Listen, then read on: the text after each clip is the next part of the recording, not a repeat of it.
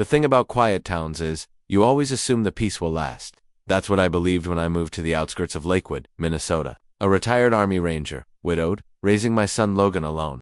We weren't looking for trouble, just a place to breathe. And for a while, it worked.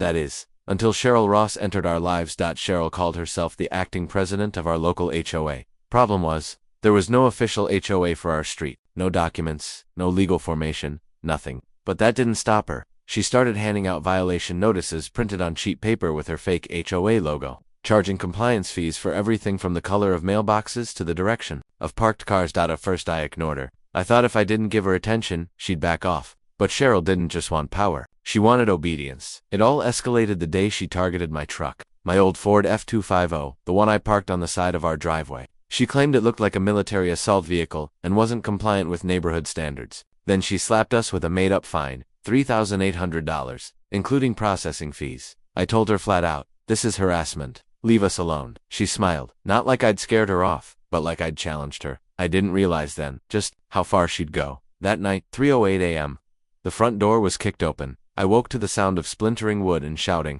I reached for my 9mm locked in a biometric safe beside the bed, but I wasn't fast enough. A flashlight blinded me. A man in black tactical gear stood over me, barking orders. Another yanked the blanket off me, yelling about HOA inspection. Compliance? I blinked at the vest, black nylon, white block letters, security enforcement, no badge, no name, no legal right to be in my home. I raised my hands. "You've got the wrong house." He shoved me back. "Nope, non-compliant vehicle, you've been warned. We're authorized to inspect and impound." I could hear drawers opening in the living room. Another man shouted, "Found cash." Someone else yelled at Logan, my son, who was barefoot, in the hallway, trembling. That's when everything changed. A few months before, I'd started teaching Logan basic gun safety, just in case. I never thought he'd have to use it. But that night, he remembered everything I taught him, while the man in the hallway had his back turned. Logan slipped into his bedroom, climbed onto a chair, and opened the small biometric safe we kept hidden on a closet shelf. Inside was a .22 Ruger pistol. Not much, but enough to make a point. I didn't see it happen. I only heard the shot.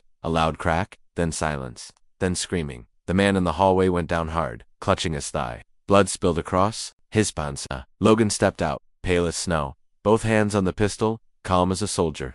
"Drop your weapons," he said, "or I'll shoot again." Everything froze. The man in my bedroom stopped moving. The one in the kitchen cursed and bolted. The third guy hesitated, then ran. In seconds, 3 of them were gone. Tires screeched as they peeled away in a black SUV with no plates. Logan stood frozen, arms trembling, still holding the gun. I got up, gently took it from his hands, and held him close.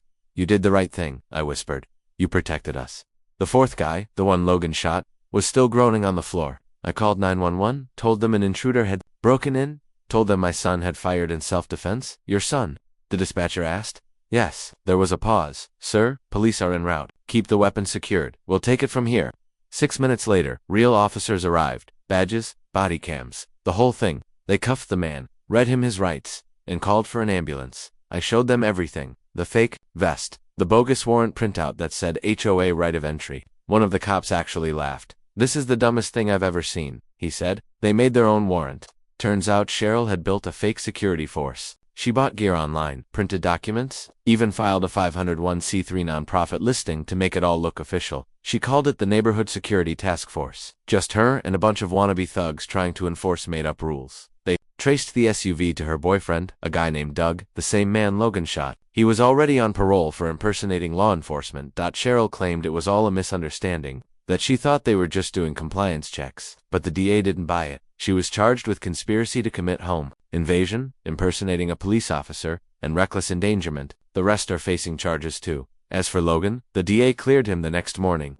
"One of the clearest cases of juvenile self-defense we've ever seen," he said. "No charges, no probation, nothing." But that doesn't mean we walked away untouched. For weeks after, Logan had trouble sleeping. He checked every lock twice. He asked if we should move. One night I heard him whisper to himself, "I thought I was going to die." That broke me. I sat on the edge of his bed, held his hand and said, "You don't have to be brave anymore. That's my job now." We got therapy. We installed cameras. We replaced the front door with a steel-reinforced one. Logan's better now. He doesn't talk about it much, but I see it in his drawings. He used to sketch tanks. Now he draws our house, tall walls, searchlights, but always with us inside, smiling. People ask me if I regret teaching him to use a gun. If I'd do anything differently, no, not for a second. Because that night, they didn't just break into our house. They tried to break our spirit, and my son stood up to them. He didn't do it to be a hero, he did it to protect his father, and in doing that he saved us both. So I ask you, if someone kicked in your door at 3 a.m., waving a fake badge and dragging your kid out of bed, would you know what to do? Would they? Let me know in the comments. And if you've ever dealt with a corrupt HOA or a fraud in uniform, share your story. Because standing up, it starts with one voice saying, no more.